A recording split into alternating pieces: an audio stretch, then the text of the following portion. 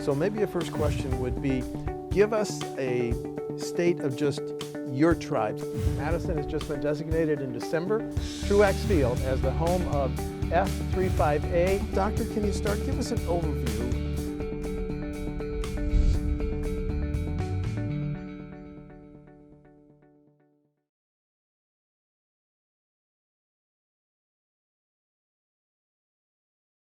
State Senator Luther Olsen has decided that 25 years in both the Assembly and the State Senate is enough.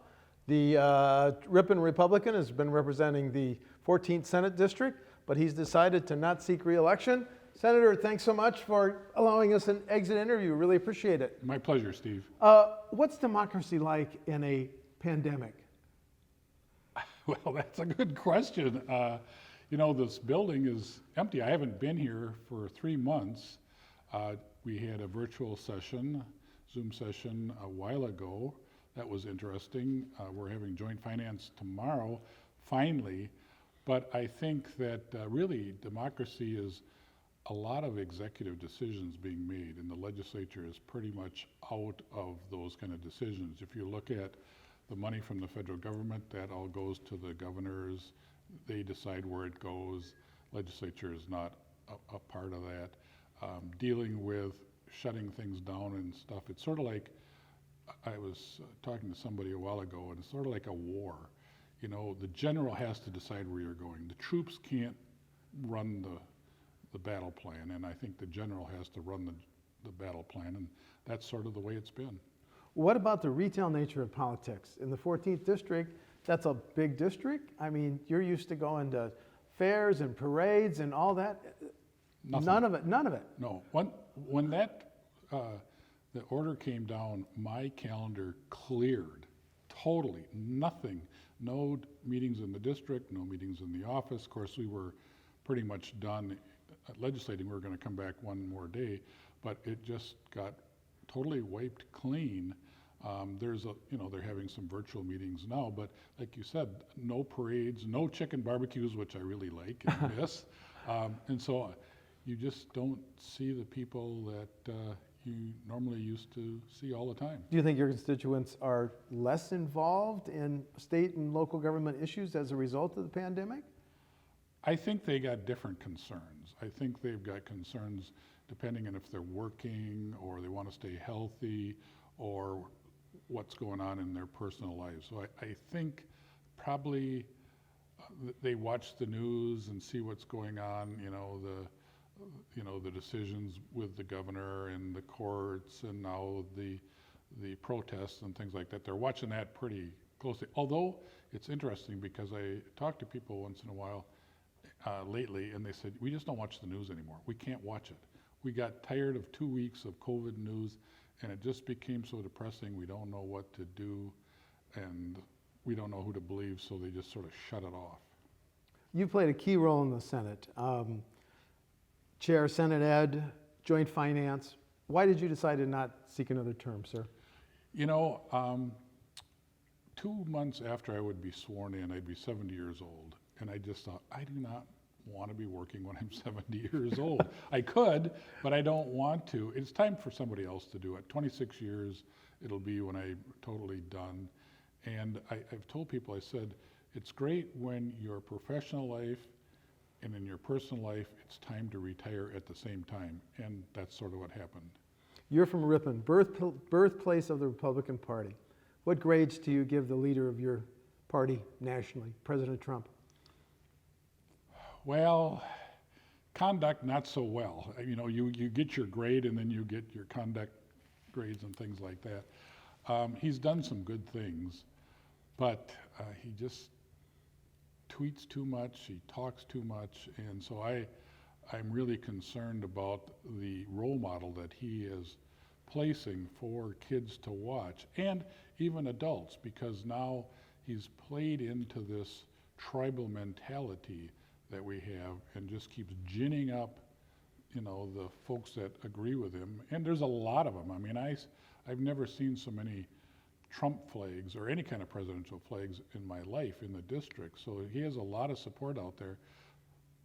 People really love him, and there's people that really hate him, and that's really sad, because we should have a president, especially in a time like this, that people coalesce around and get over their differences, but I don't see that happening. Well, about 10 days ago, U.S. Senator Lisa Murkowski of Alaska, this is her word, she's struggling on whether to support the president on November 3.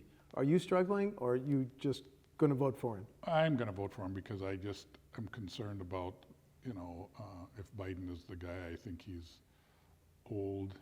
Nothing wrong with being old. I just am not sure. And I don't agree with his politics, so sometimes you take the good with the bad. Okay. In fact, honestly, in life, you always take the good with the bad. That's the way life is. Nothing is perfect. Take a long view. You were elected to the Assembly in '94. Then you came to the Senate, I think, in 2004, correct? Correct. How has the legislature and how it works and the personalities, the interaction, and the synergies changed over those 25 years, sir? It seems, it all depends on the makeup of the legislature. When I got here, we controlled both houses. The first time in 24 years, the Republicans had the Assembly. Governor Thompson was the governor at that time, and he had the ability to work with both sides because he had to work with a Democrat Assembly at that time, and then off and on Republican or Democrat Senate. So he knew how to do that. It all depends on the makeup of the legislature. I've been here when it was all Republicans, when we had a Democrat governor, when we had split houses, when we had all Democrats and all Republicans. So it all depends on who's in charge, how much you get along with the other side, and how much you have to do. We've had budgets that didn't get done till October when it was split houses. We've had budgets that didn't get done till September with Republicans controlling everything. So it all depends on the makeup, but it seems to me over time, people have the attitude is I'm right, and if I'm right, you got to be wrong. And that's sad. That's not how you govern. And compromise has become a four-letter word. Compromise in government is the grease that makes things work. And so when you don't have the compromise, people not willing to compromise, and honestly, folks at home, especially with all the cable news and the talk shows and all this tweeting and all this stuff, they feel that compromise is a sign of weakness, which is sad because you don't always get your way. And I hate to break it to people, but you're not always right either. Has the growth of social media, let me rephrase that, the explosion of social media, has that been bad for our democracy and the give and take, the dialogue of our democracy, Senator? I think it's good and bad. It's people can talk, and know what's going on, but it's also bad because you can write things on the internet and not have to look somebody in the eye. And you can write things you would never ever say to them. And that's not good. And you can hide behind that kind of stuff. It's interesting, once in a while I make the mistake of looking at Facebook, and I love Facebook because I'm on it, but there's a story and then I see what people write. And then I thought, my God, that was pretty nasty. And so I look up, because you can see their Facebook page, I look it up and here these women are, it's like, man, I can't believe you wrote that. Looking at your Facebook and what you portray yourself as, that's pretty nasty stuff. And it just sort of surprises me that they would do that and be so ugly in their comments about situations. Now, when you talk about the biggest change, are you alluding to the partisan nature of the Capitol now? That it's a lot more partisan than when you joined it in '95? I think it's the Capitol, but I think it's the state too. Okay. I think it's the people we represent. I mean, when I talk to folks at home, they either love Republicans or hate them. And it's not like, okay, we're sort of understand what's going on. I may not agree with you all the time, but we are reflecting what's going on, I think, in our state, in our country. We have become, as they say, tribalized, where it's like our tribe, this is it, and the other side is the enemy. And that's not a good way to govern in any democracy. Do you hold out any hope that that trend can be reversed, and if so, how? I always hold out hope. I'm sort of an optimist, but mostly a realist. I'm hoping that people will get tired of this stuff, just sort of like they've gotten tired of watching the negative news and all this stuff. It's just like, okay, you know, let's just cool our jets a little bit and not be so in your face, because that gets tough. I mean, you know, you can't hate somebody forever, because that's not good for your mental health. And so I'm hoping that as time goes on, people find out that we got some serious issues in this country, this state, this world, that we better start working together, and not having to go to the mat every time there's somebody says something on the other side. Before you were elected to the Assembly, you were 21 years on the local school board. Do you consider your contribution on K-12 issues, public schools, well, schools in general, to be your biggest legacy? Yeah, probably. I mean, What are you proudest of then in that K-12 legacy? Probably, we've done some things over time. I think we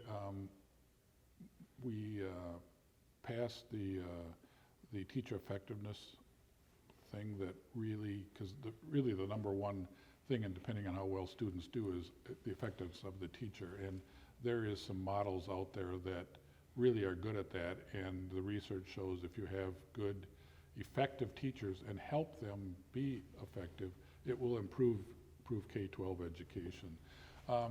You know, we have report cards now for schools, which I think gives people a glimpse into what's going on. Of course, it's all based on tests, but how else do you measure? So those type of things. And honestly, sometimes the bills you killed is not all bad either. I mean, people don't, it's hard to kill your colleagues' bills, but sometimes that's what you got to do. You were president at the creation of choice. It's exploded. Is that a good thing for the state? I think it's a good thing for kids. You know, if you look at where that came from, it came out of Milwaukee from poor kids who were not getting the kind of education that they needed. I really believe that it has its biggest effect in large urban districts that have serious poverty, and that the public schools just are not being able to meet the needs. The thing that I'm concerned about is just, as they say, a check in every backpack, where we pay for every child, no matter their income, all across the state, because I don't think we got enough money to do that. And so, you know, we have a lot of great public schools, we have a lot of great private schools, now we have charter schools, we have great opportunities for kids, virtual education, things like this. And I think one of the good things about this COVID business is people are finding out how tough being a teacher is, especially parents. You know, I see some of the funny videos that people are saying, oh my God, you know, I can't do this, help, because they just are not able to educate their kids because it just doesn't work. But you've seen the dropout rate in both our two largest school districts, Milwaukee and Madison, 4 years, close to 70%. How can the dropout rates in our two largest districts be improved? Well, the thing that's interesting is we ask schools to do a lot of things, to be a parent, honestly, which they can't be and they shouldn't be. But as you look at the school system, and I mean, our test scores haven't really increased that much.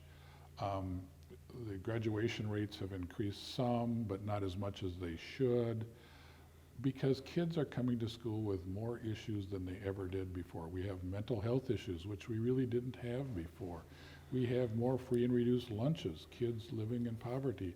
We have more single families, which, you know, single parent can educate and raise a kid very well, but there's always something missing when they don't have a nuclear household. And so we're asking schools to do more than they've ever done before. So I think they have improved, but the type of student that they're educating is a lot different than it was before. We have many more bilingual, bicultural kids that, you talk to folks in our large urban districts where you have to teach them English before you can teach them anything else. We never had that before. The current debate over whether police officers should be in the schools, the student resource officers, do you think police should remain in the schools as SROs? Most of my schools have SROs in there. And it's sad that they're there, but schools didn't hire them because they wanted to. It's just that they had kids that were out of control and they needed some authority because the teachers didn't seem to be respected like they should. So they needed some type of authority in there to make sure things didn't happen, and if they did, they were right there to get it under control. But that's a sad commentary on our culture when you have to have police officers in a school, when you have to lock them down, when you have shootings. I mean, we didn't have that stuff years ago, and that's just the thing that breaks my heart is when you and I went to school, it's a lot different than it is now. Let's talk about Act 10. You've had 9 years to think about it. Do you have any regrets about your vote for Act 10? No, I think we had to do it. I mean, we didn't have any money. You knew what happened, and I talked to people about this, is we were spending, before this came along, one-time money. We used the securitization money, we used the transportation money. Governor Doyle, the last year he was there, used the stimulus money. Yes, he did. When Walker got there, he didn't have any money, and the economy was in a world of hurt yet. And so we were going to have to, because Governor Doyle had taken the GPR money from schools and pulled it out and substituted it with stimulus money. So the stimulus money was gone, so then there was no GPR money. So what were we going to do? Were we going to say, okay, schools, we don't have the money, we weren't going to raise taxes. Are you going to have to lay off staff? Are you going to have to do that kind of stuff? And the decision was to do Act 10 to reduce school cost so that they could still have the staff, and that's what happened. Do you think Act 10 was too harsh on the teachers' unions by making members pay more for their health care and their pensions?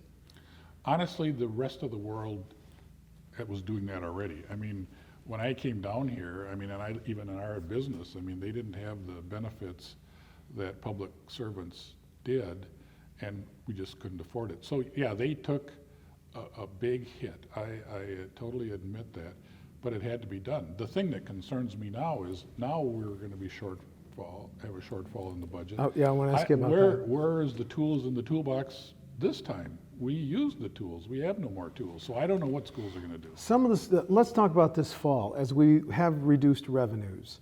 You're going to remain on finance. Some school districts are mailing residents saying statewide K-12 aids may have to be cut by $2 billion. Is that a real number? Well, it is, but I hope it doesn't stay real. I mean, Director Lang is not sure of what the numbers are going to be because, as you know, we postponed till July 15th the tax deadline. We normally know that April 15th. So, right. We don't know what the economy is and what the amount of tax revenue is going to be. I'm hoping it's not going to be that much a shortfall. I hope that's not whistling past the graveyard. But in reality, if it is, there's things you can do, but one of them in schools are one of the biggest budget numbers, may have to take some serious hits. Well, I want to pursue that. We've got $1 billion in our surplus funds. But if our shortfall in the next fiscal year, which starts July 1, is $2 billion, then, okay, we've got $1 billion in reserve. Do you take across-the-board cuts to get that other $1 billion? Because I assume you wouldn't support any revenue raisers, any uppers. No, I wouldn't, although I think that it may be serious time to look at MA expansion. I mean, there's some money there. You willing to consider that? I was willing to consider it before because when you've got that kind of money on the table and a lot of other Republican states have taken it, Yeah.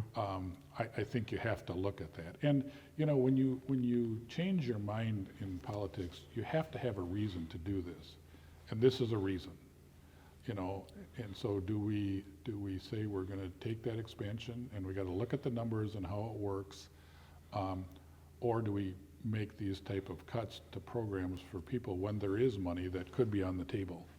Well, let's pursue that a little bit.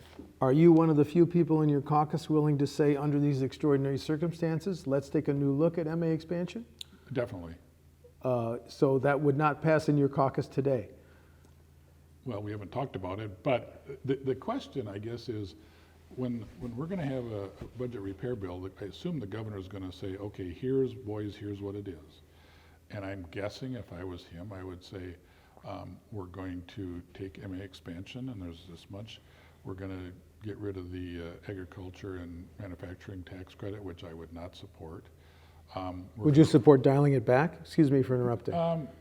No, I think that's one of the things, hopefully, that can get our economy going better. Okay. And so I wouldn't want to do that.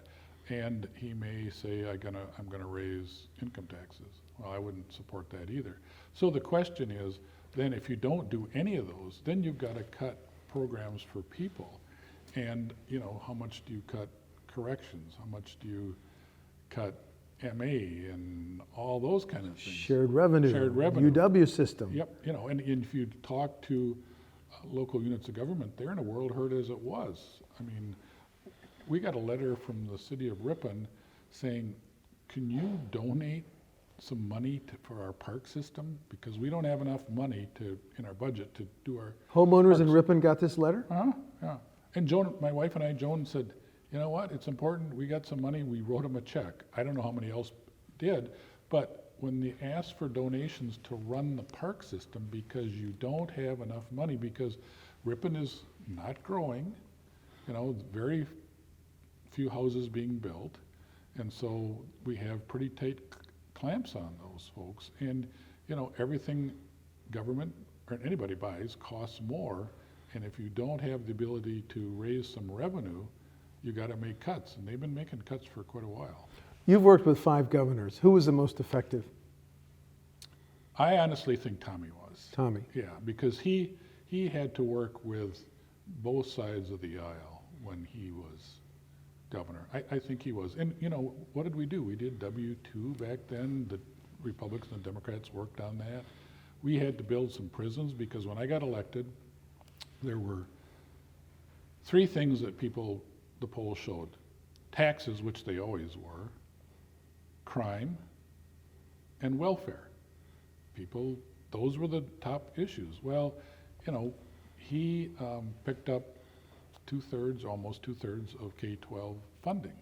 I mean, I got calls from people who said, I think my town treasurer made a mistake because my taxes went down. I said, no, they didn't. That was what we did. We built some prisons because people were scared, and we passed W-2 with a bipartisan thing to help people get off welfare.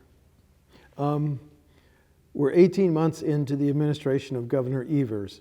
What grade would you give him? Well, incomplete. I mean, Tony is a good friend of mine. He used to be the administrator at CISA 6 in Oshkosh, where when he left, my wife got that job. So I've known Tony for a long time. He's a good man. I'm not sure that the way he's running the state is probably the best. But in reality, he's got he had this COVID thing thrown right in his lap. He's had to deal with 2, I would call them professional politicians,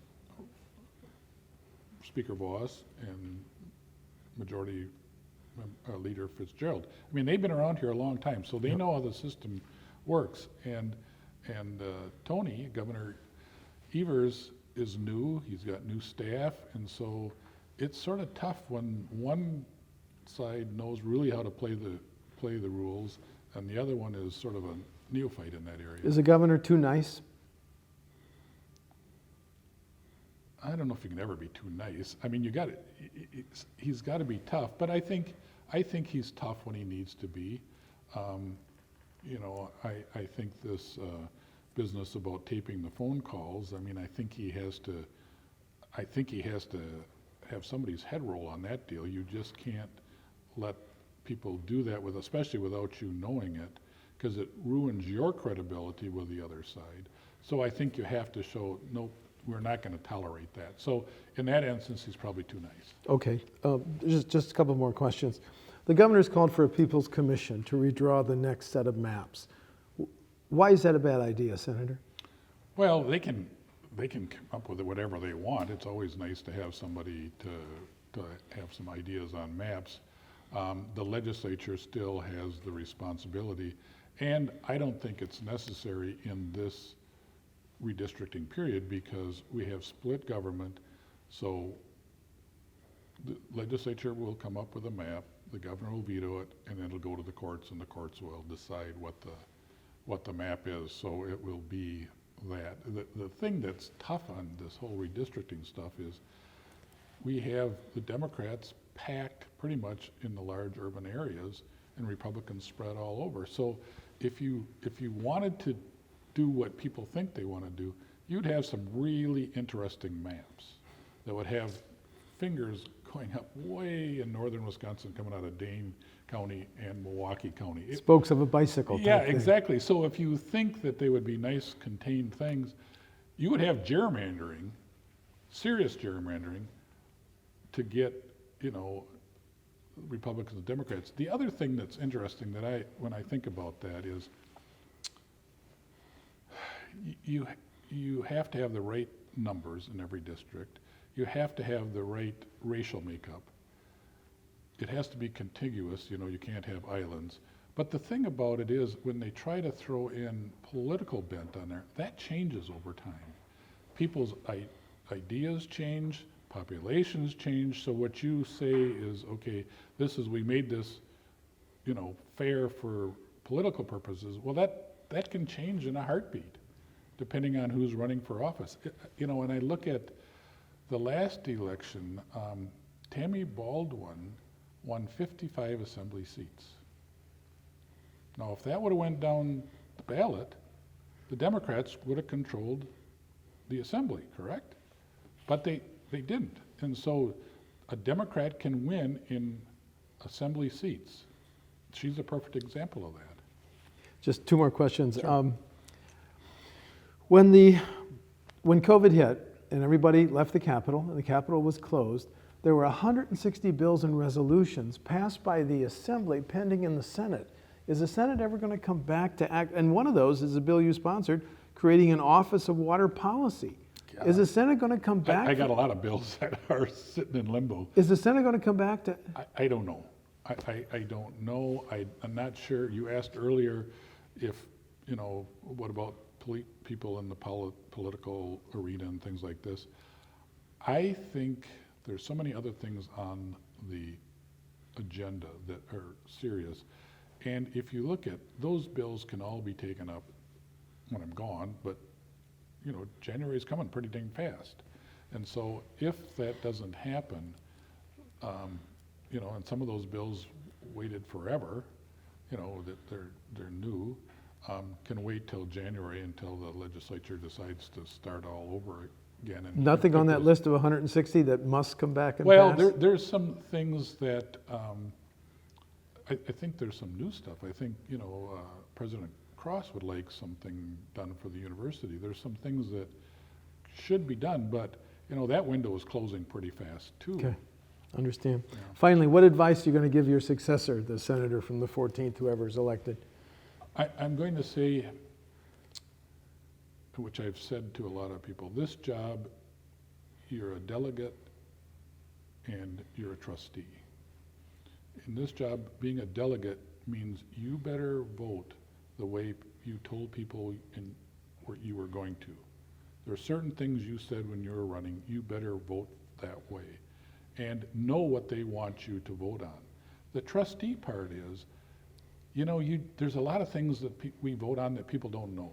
You're the trustee of the 14th Senate District. So you need to use your best judgment to decide what is the right vote.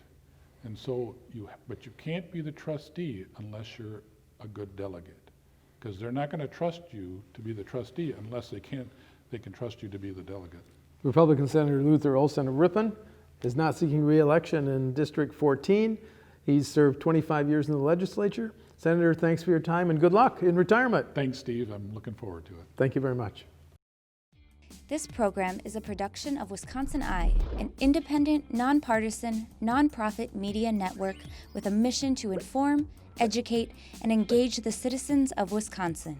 WisconsinEye is the nation's first and only independently funded state civics broadcast network, providing gavel-to-gavel access to government proceedings and events at the state capitol.